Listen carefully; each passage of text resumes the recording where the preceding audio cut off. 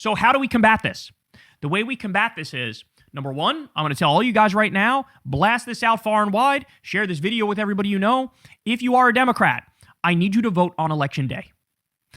Time to lock in. So, guys, I'm going to walk you through this piece by piece, okay? So first, let me show you some just disturbing pieces of evidence here that really show in no uncertain terms the nefarious, diabolical plot that Trump and his regime are working on in order to steal the midterms. So first, we have Eric Levitz, who says, Tulsi Gabbard has been investigating baseless allegations that Venezuelan hackers rigged the 2020 election.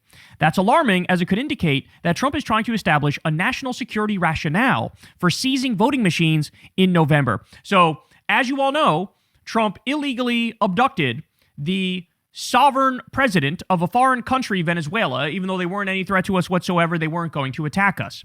Well, one of the things we learned early on is that allegedly the federal government behind the scenes is trying to convince Maduro to say, hey, I helped steal the election for Joe Biden in order to get a lighter sentence. This is Trump's brilliant idea. In the same way he's getting like the well-known liar Ghislaine Maxwell to try to clear his name, even though she's a prolific bullshitter.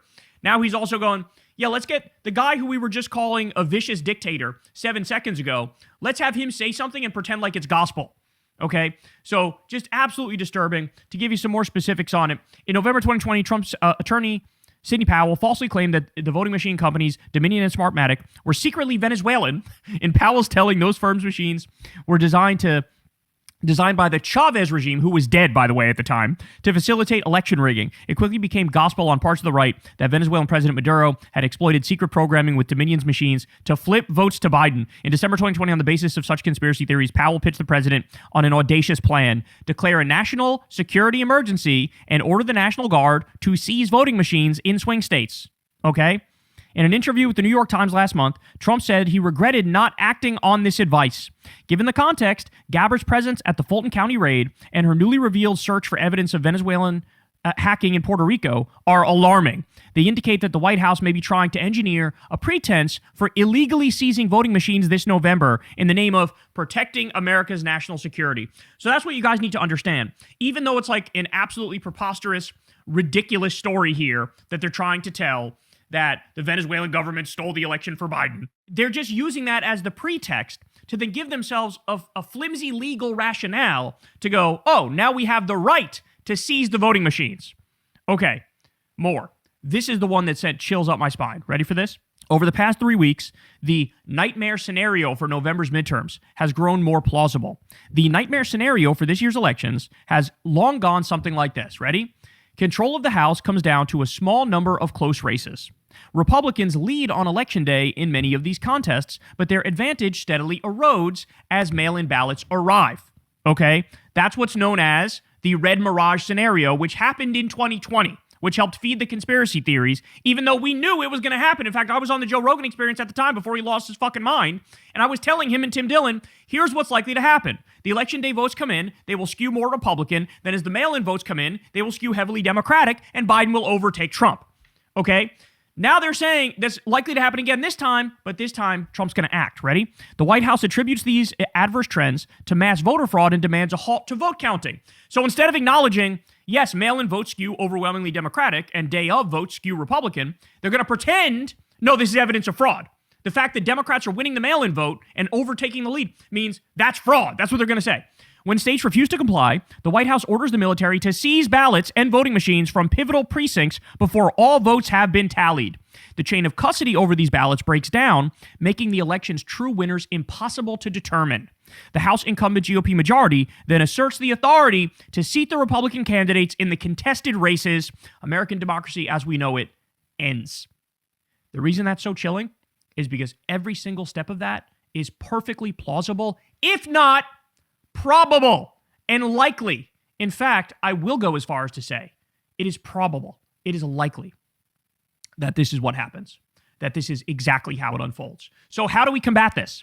The way we combat this is, number one, I'm going to tell all you guys right now, blast this out far and wide, share this video with everybody you know. If you are a Democrat, I need you to vote on Election Day. Sometimes there's lines. Sometimes it's a pain in the ass. You got work. You got all these different things. I understand that. I need you to try to vote on election day because it is harder for them to get away with this if the day of vote count, when those votes come in, it's Democrats who are up from the get-go and we're up from the very beginning to the very end. It is harder to try to say the shit is stolen, the shit is rigged, when we were up from the very beginning of the count, from 1% in all the way up to 99% in and 100% in, okay? So vote day of, that's point number one. Point number two, Democratic officials at the state level, I hope you hear me, whether you're a mayor, a governor, or whatever, Democratic state officials, and you guys should probably call your Democratic state officials and let them know about this.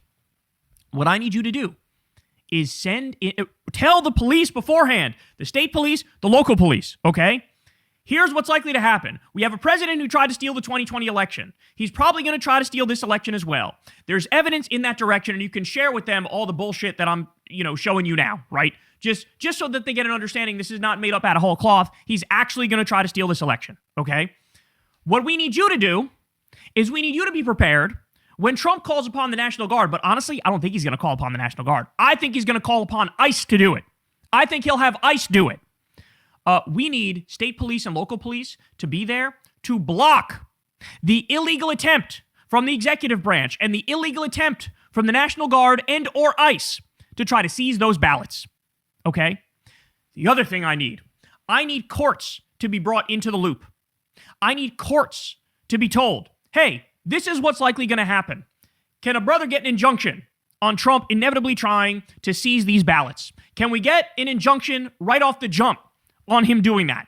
Okay? But again, you need to vote on election day. Every Democrat needs to vote on election day. We need to be up from beginning to end. It needs to be too big to rig.